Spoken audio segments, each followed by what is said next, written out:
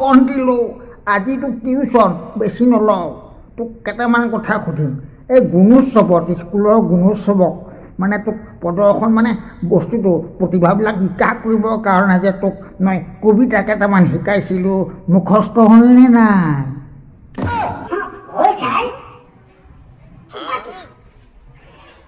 সোমবাৰে ক্ষীৰ খুৱাব, মঙলবাৰে মাছ, বুধবাৰে খিচিৰি, গুৰুবাৰে শাক, শুক্ৰবাৰে হাঁহৰ কণী, শনিবাৰে গজা, দেওবাৰে ঘৰত থাকি মদ কিমান মজা।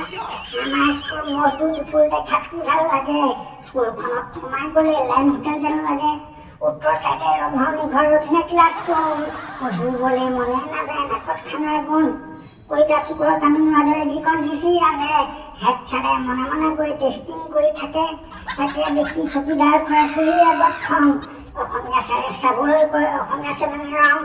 কাঁহী বাচন বেগত ভৰাই স্কুলমে যাম, মাংসৰে ভাত আমি স্কুলমে খাম। 2 পিৰিয়ড কৰি আমাক ছুটি দি দিব, ছাৰ বাইদেউ একেলগে ভাত পানী খাব। স্কুল ছুটি কৰিলে ঘৰত দিব বজা, ঘৰত বজা খোৱাতকে স্কুলতে মজা, ছাৰ স্কুলতে মজা। তাৰপিছত সিটো দ্বিতীয়টো মাত সলসলীয়া হৈ আছে ছাৰ, মাতিছো।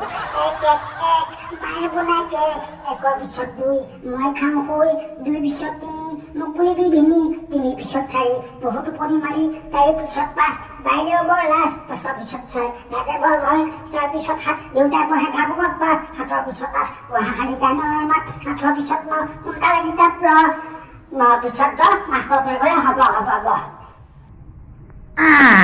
ঠিক আছে।